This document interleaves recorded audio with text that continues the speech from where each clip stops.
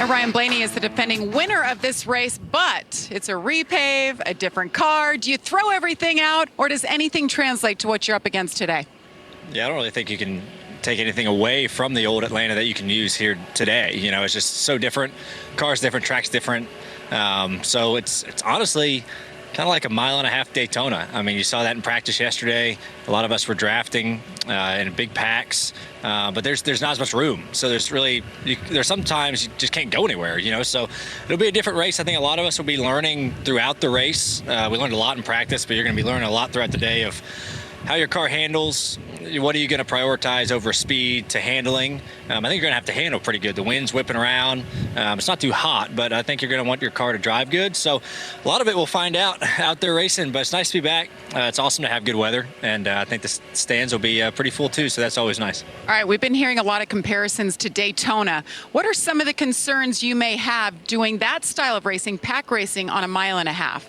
Well, you know, you're just losing a mile of track, right, compared to Daytona, and things happen really quickly. And handling comes more into play, and there's just not as much room to go places. You know, really, the track's narrower than Daytona. You know, the Xfinity guys, they got pretty wide yesterday. They could actually be up at the wall, so that was encouraging to me for the track to get so wide. So yeah, it's going to be interesting. Green flag pit stops are going to be very interesting today, just from where you're braking into in the corner to get to pit road. So all that stuff is unknown. And you try to take things that you kind of know from those super speedways and apply them here, but things happen way quicker, especially with the tri-oval in the front stretch. We don't do that, you know, at any other speedway. So it's going to be a wild one today, and I'm sure everyone's going to be into for a really good show. But it's awesome to have Body Armor back with us. We won this race last year with them, so it'll be great to do it again. All right, Ryan Blaney starting on the front row. Regan.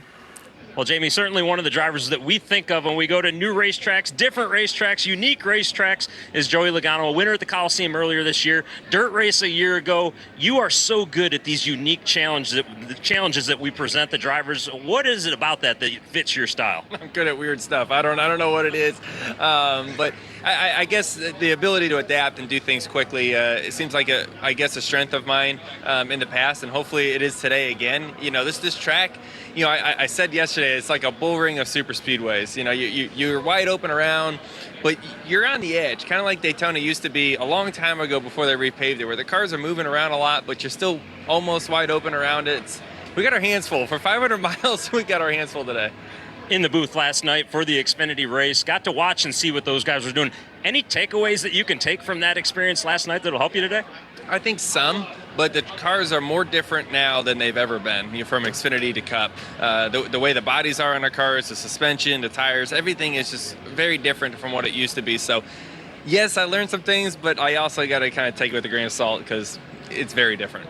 Adam, he starts third today. Joey Logano looking to get that first Atlanta victory. The double